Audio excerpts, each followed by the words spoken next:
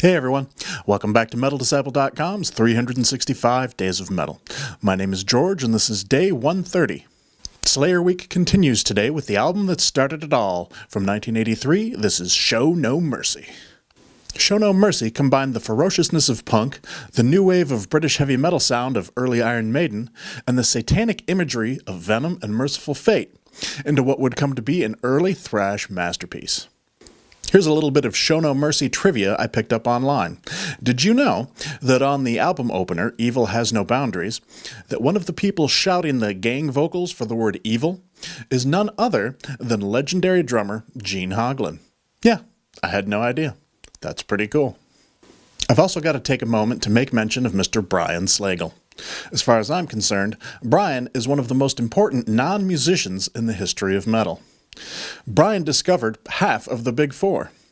He released the first song from Metallica on the first Metal Massacre compilation, which, by the way, I finally just got an original copy of on vinyl last week.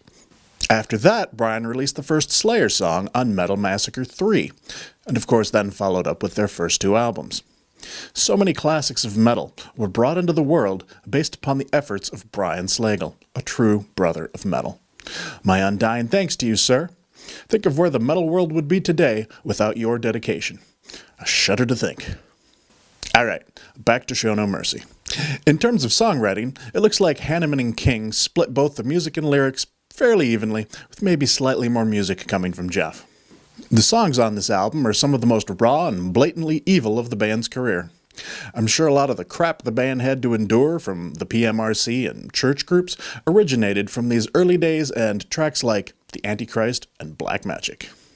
After Jeff's passing last week, non-metal fans began coming out of the woodwork to talk to me about that metal guy that died. Listening to people give their uninformed impressions of Slayer makes me want to both laugh and cry. In hushed tones, people will ask, "Did Slayer really worship the devil?" Are you fucking kidding me? Metal's been around for 40 years now. Are we really still battling that ridiculous stereotype? It just goes to show how much people will flap their lips about things they know absolutely nothing about. Sure, there's a small minority of metal bands that probably truly believe in actually worshiping the devil. But true crazies tend to implode upon themselves fairly quickly. Newsflash, most evil-looking metal bands are either going for shock value or trying to paint horror stories no different than writers like Stephen King or Clive Barker. That people actually buy into the image just shows how fucking stupid the masses are. Sad.